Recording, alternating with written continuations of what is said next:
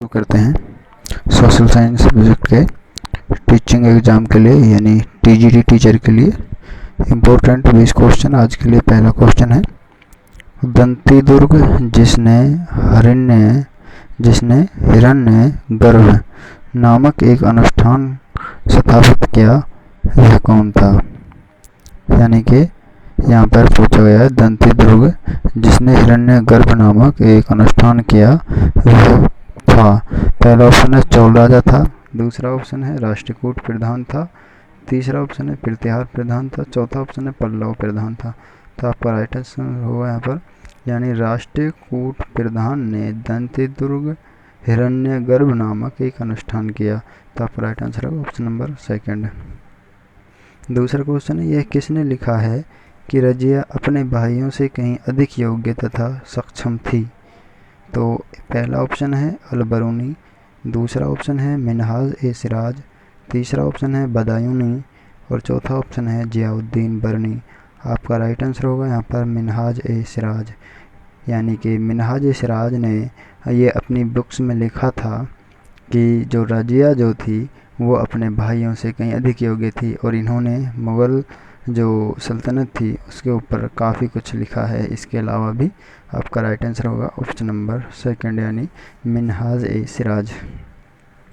तीसरा क्वेश्चन है, एक शिलालेख में कहा गया है कि दिल्ली के सुल्तान को खुदा के द्वारा चुना गया है क्योंकि उसमें मोसिस तथा सोलोमन जैसे गुण विद्यमान हैं।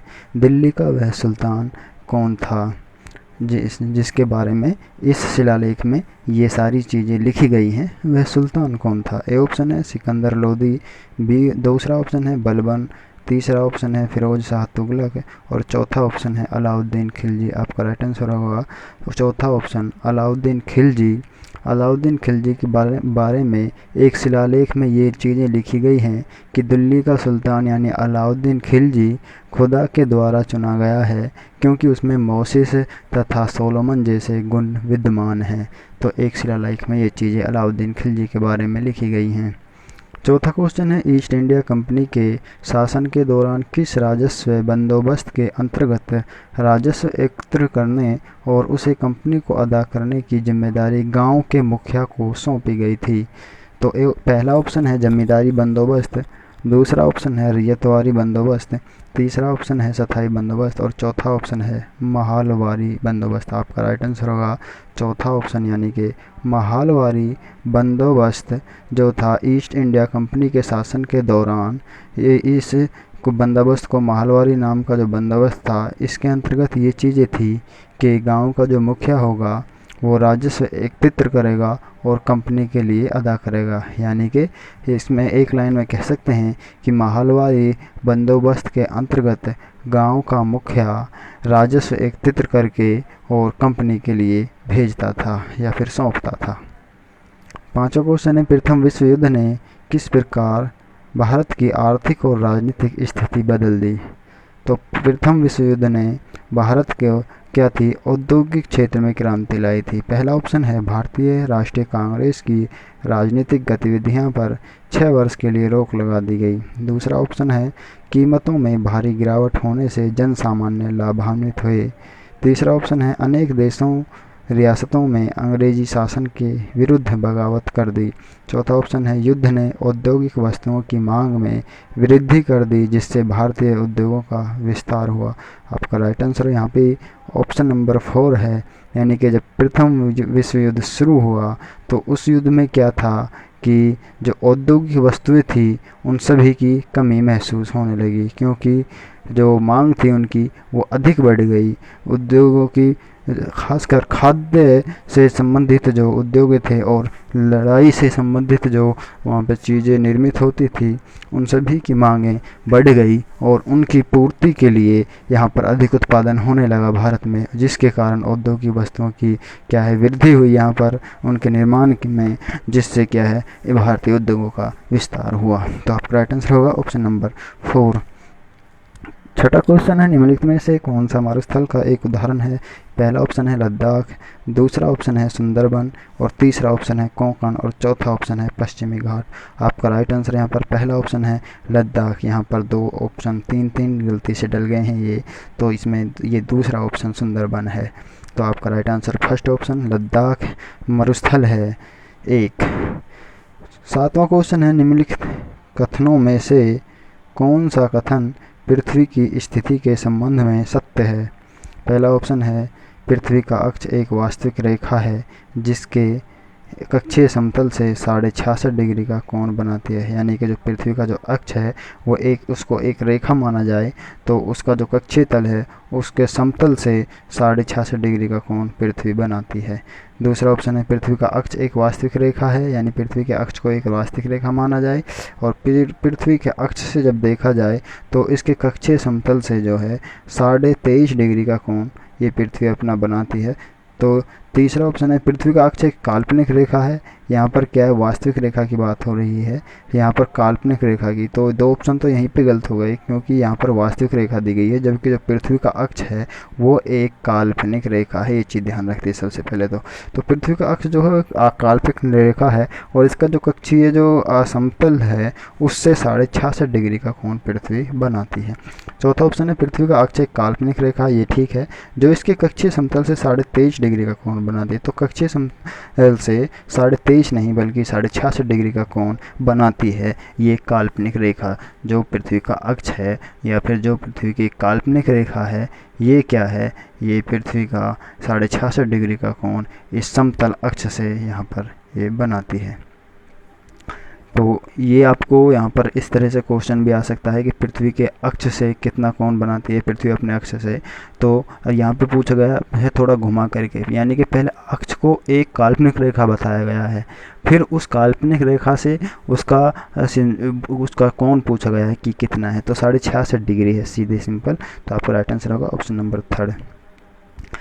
आठवां क्वेश्चन है प्रदीप्ति वृत्त क्या है? पहला ऑप्शन है वृत्त को ग्लोब के दो भागों में विभाजित करता है। यानी प्रदीप्ति जो है वो वृत्त को ग्लोब को जो वृत्त होता है वृत्त को ग्लोब को दो भागों में विभाजित करता है। यानी कि प्रदीप्ति ऐसा वृत्त जो ग्लोब को दो भागों में विभाजित करता है। दूसरा ऑप्शन है वृत्त जो ग्लोब पर दिन को रात से विभाजित करता है। और तीसरा ऑप्शन है विश्व पर पृथ्वी की स्थिति जब दिन और रात बराबर होते हैं। और चौथा ऑप्शन है एक विशेष मध्याह्न रेखा पर दोपहर 12 बजे सूर्य की स्थिति। तो आपका राइट आंसर होगा यानी प्रदीप्ति वृत्त। तो वृत्त तो इसके आगे लगा हुआ है, प्रदीप्ति इसका नाम है। तो आपको इससे पता चल गया कि एक वृत्त है और ये एक वृत्त जो है ये ग्लोब को दिन और रात को विभाजित करने का कार्य करता है। यानी कि दिन से रात को विभाजित इस वृत्त के द्वारा किया जाता है, प्रदीप्ति वृत्त के द्वारा और ग्लोब पर किया जाता है ये कार्य। तो आपका राइट आंसर होगा ऑप्शन नंबर सेकंड। 9वां क्वेश्चन है पारंपरिक रूप से चिन्हित ए खालिस्तान को दर्शाता है। तो यहाँ पर ये दिशाएं दी गई है, मानचित्र पर जो दिशाएं हो दर्शाई जाती हैं वो इसी तरीके से दर्शाई जाती हैं। यानी सी ऊपर की तरफ उत्तर, डी नीचे की तरफ दक्षिण और राइट बी यानी पूर्व और लेफ्ट यानी ए पश्चिम। तो आपका राइट आंसर यहाँ पर ए पूछा है तो ए में क्या है, पश्चिम दिशा यहाँ पर ये पूछी गई है मानचित्र पर। आपका राइट आंसर होगा ऑप्शन नंबर 4। 10वां क्वेश्चन है लक्षद्वीप द्वीप समूह खालिस्तान में स्थित है। तो लक्षद्वीप द्वीप समूह जो है वो अरब सागर में स्थित है। ये तीसरा ऑप्शन आपका राइट आंसर होगा यहाँ पर अरब सागर। 11वां क्वेश्चन है ब्राज़ील में पाया जाने वाला कंपोज खालिस्तान है। तो ये कंपोज जो नाम है ये ब्राज़ील में पाया जाता है। तो ये नाम है क्या, किस चीज़ का नाम है कंपोज? तो ए ऑप्शन है एक जनजाति का, बी ऑप्शन यानी दूसरा ऑप्शन है एक उष्णकटिबंधीय घास का मैदान, तीसरा ऑप्शन है एक परंपरागत नृत्य और चौथा ऑप्शन है एक उष्णकटिबंधीय पशु। तो ये जो कंपोज है ये एक घास के मैदान का नाम है और ये घास का मैदान ब्राज़ील में पाया जाता है। तो आपका राइट आंसर होगा ऑप्शन नंबर सेकंड। 12वां क्वेश्चन है कोलकाता बंदरगाह खालिस्तान पर या फिर खालिस्तान में स्थित है। तो ए ऑप्शन है पहला ऑप्शन है गंगा सागर, दूसरा ऑप्शन है बंगाल की खाड़ी, तीसरा ऑप्शन है हुगली नदी पर और चौथा ऑप्शन है भागीरथी नदी पर। तो ना तो ये गंगा सागर में है और ना ही बंगाल की खाड़ी में है बल्कि ये हुगली नदी पर कोलकाता बंदरगाह बनाई गई है। तो आपका राइट आंसर होगा ऑप्शन नंबर थर्ड। 13वां क्वेश्चन है संसार में किस महाद्वीप पर सबसे कम जनसंख्या है? तो पहला ऑप्शन है यूरोप, दूसरा ऑप्शन है दक्षिण अमेरिका, तीसरा ऑप्शन है ऑस्ट्रेलिया और चौथा ऑप्शन है अफ्रीका। तो आपका राइट आंसर होगा ऑस्ट्रेलिया। ऑस्ट्रेलिया में क्या है, सबसे कम जनसंख्या है। ये एक महाद्वीप है ऑस्ट्रेलिया और इस पर सबसे कम जनसंख्या है पूरे विश्व में। 14वां क्वेश्चन है लद्दाख में पाए जाने वाले गम्पास खालिस्तान है। तो यहाँ पर गम्पास है और यहाँ पर आपका है कंपोस। तो कंपोस घास का मैदान है जो ब्राज़ील में पाया जाता है, जबकि जो गम्पास है वो एक बौद्ध विहार या फिर मठ है जो लद्दाख में पाए जाते हैं। तो आपका राइट आंसर होगा पहला ऑप्शन यानी बौद्ध विहार या फिर बौद्ध मंदिर। दूसरा ऑप्शन है बकरी की प्रजाति या फिर किस्म, एक ही बात है, प्रजाति या किस्म उर्दू में कहते हैं। तीसरा ऑप्शन है सोल की किस्म और चौथा ऑप्शन है बौद्ध भिक्षु। तो आपका राइट आंसर है फर्स्ट ऑप्शन यानी कि गम्पास लद्दाख में पाए जाने वाले बौद्ध विहार या फिर बौद्ध विहार बोलते हैं उनको, एक मंदिर जैसे हिंदुओं के मंदिर होते हैं इस तरह बौद्धों के विहार होते हैं। तो आपका राइट आंसर होगा फर्स्ट ऑप्शन। 15वां क्वेश्चन यहाँ पर चित्र में देख करके बताना है। इधर एक तरफ ठंडी हवा है, दूसरी तरफ गर्म हवा है। तो यहाँ पे क्या है, ठंडी हवा और इधर यहाँ पर ये बारिश की तरह ये बूंदें सी यहाँ पर गिर रही हैं और दूसरी तरफ गर्म हवा ऊपर की तरफ जा रही है। तो यहाँ पर हम देखते हैं यानी कि ये हवा है, ये जो बारिश की सी बूंदें हमको दिख रही हैं ये ठंडी हवा है। ये ठंडी हवा ऊपर से नीचे की तरफ आती है, फिर दूसरी तरफ से गर्म हवा नीचे से ऊपर की तरफ जाती है। तो ये किस चीज़ को प्रदर्शित कर रहा है ये चित्र? पहला ऑप्शन है पर्वतीय वर्षा, दूसरा ऑप्शन है चक्रवाती वर्षा, तीसरा ऑप्शन है संवहनी वर्षा, तो चौथा ऑप्शन है मानसून पूर्व वर्षा। तो आपका राइट आंसर हो गया यानी ऑप्शन नंबर सेकंड यानी चक्रवर्ती वर्षा को ये प्रदर्शित कर रहा है कि यहाँ पर ये बारिश की सी जो बूंदें गिर रही हैं ये एक तरीके से चक्रवाती जब वर्षा होती है तो उसमें क्या होता है, उसमें ठंडी जब हवा होती है चक्रवाती वर्षा के साथ नीचे आती है, जबकि दूसरी साइड से गर्म हवा नीचे से ऊपर की तरफ जाती है। तो इस प्रकार की जो वर्षा होती है उसको चक्रवाती वर्षा कहा जाता है और ये चित्र चक्रवाती वर्षा को प्रस्तुत कर रहा है। ये यहाँ पर ऊंचाई पे थोड़ा बारिश हो रही है और नीचाई से नीचे की तरफ से जो नीचे की जो साइड है नीचे ज़मीन की वहाँ से गर्म हवा ऊपर की तरफ जा रही है। तो आपका राइट आंसर होगा ऑप्शन नंबर सेकंड। 16वां क्वेश्चन है कौन सा उद्योग अक्सर आधुनिक उद्योगों की रीढ़ की हड्डी कहलाता है? तो पहला ऑप्शन है पेट्रोलियम, दूसरा ऑप्शन है ऊर्जा, तीसरा ऑप्शन है यातायात, चौथा ऑप्शन है इस्पात।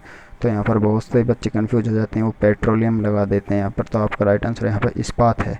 इस्पात उद्योग ही आज के उद्योगों की रीढ़ की हड्डी है क्योंकि प्रत्येक उद्योग में इस्पात का कहीं किसी न किसी रूप में हेल्पफुल और मददगार है, सहायक है।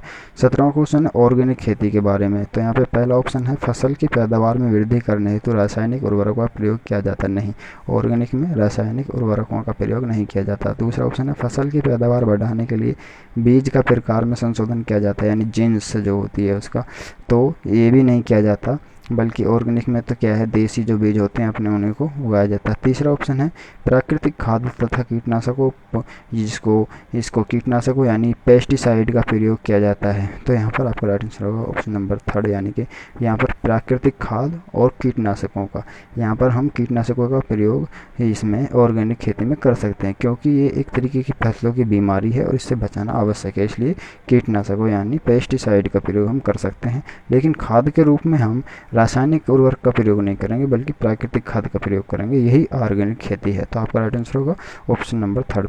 चौथा ऑप्शन देख लेते हैं, भारत में केवल कपास के उत्पादन की अनुमति दी जाती है। तो ये ऑर्गेनिक खेती से जुड़ा हुआ ऑप्शन नहीं है। तो आपका राइट आंसर होगा ऑप्शन नंबर थर्ड। 18वां क्वेश्चन खाद्य सुरक्षा के संबंध में निम्नलिखित में से कौन सा सत्य है? तो पहला ऑप्शन है खाद्य सुरक्षा तभी बनी रहती है जब सरकार अगले 5 वर्षों के लिए अनाज का सुरक्षित भंडार बनाए रखती है। दूसरा ऑप्शन है सरकार बेहतर तथा सुरक्षित स्वास्थ्य के लिए ऑर्गेनिक खाद्यों के उत्पादन के लिए प्रोत्साहित करती है। तो यहाँ पर क्वेश्चन को ध्यान से देखना है, यहाँ पर पूछा गया है खाद्य सुरक्षा के विषय में कौन सा सत्य है। तीसरा ऑप्शन है सरकार अनाज का पर्याप्त भंडार बनाए रखने के लिए अनाज के निर्यात पर रोक लगा देती है। चौथा ऑप्शन है खाद्य सुरक्षा बनी रहती है तभी जब सभी व्यक्तियों के लिए सभी समय पर्याप्त सुरक्षित तथा पौष्टिक खाद्य पदार्थ की सुविधा उपलब्ध हो। तो यहाँ पे हमको बताना है खाद्य सुरक्षा क्या है। तो खाद्य सुरक्षा ये है कि जब सभी व्यक्तियों के लिए हर समय और प्रत्येक व्यक्ति के लिए समय पर सुरक्षित और पौष्टिक जो भोजन है उसकी जब सुविधा उपलब्ध होती है तो वही खाद्य सुरक्षा है, यानी कि हर समय और पर्याप्त मात्रा में। खाद्य पदार्थों की उपलब्धता ही क्या है, खाद्य सुरक्षा है। तो आपका राइट आंसर होगा ऑप्शन नंबर 4। 19वां क्वेश्चन है, निम्नलिखित में से कौन सा प्रसिद्ध पर्यावरण अनुकूल ऑटोमोबाइल ईंधन है, यानी ऑटोमोबाइल के लिए अनुकूल ईंधन है, पर्यावरण के एतबार से बताना है, यानी पर्यावरण के से जोड़ करके इस क्वेश्चन को देखना है। तो पर्यावरण के लिए जो ऑटोमोबाइल का अनुकूल ईंधन है, जो पर्यावरण के लिए कोई नुकसान नहीं पहुंचाता, तो वो है CNG। दूसरा ऑप्शन है PNG, तीसरा ऑप्शन है LPG और चौथा ऑप्शन है KG6। तो आपका राइट आंसर होगा CNG। इससे जुड़ा क्वेश्चन एक अवश्य आता है टेट्स में, CNG से जुड़ा हुआ।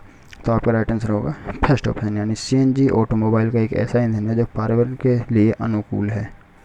20वां क्वेश्चन है, बैरोमीटर का प्रयोग खालिस्तान होता है। तो बैरोमीटर का प्रयोग किस लिए होता है? पहला ऑप्शन है वर्षा को मापने के लिए, दूसरा ऑप्शन है तापमान को मापने के लिए, और तीसरा ऑप्शन है वायुमंडलीय दाब को मापने के लिए, और चौथा ऑप्शन है समुद्र के सतह को मापने के लिए। तो आपका राइट आंसर होगा तीसरा ऑप्शन, यानी कि बैरोमीटर का प्रयोग वायुमंडलीय दाब को मापने के लिए किया जाता है। तो 20 इंपॉर्टेंट क्वेश्चन आज के लिए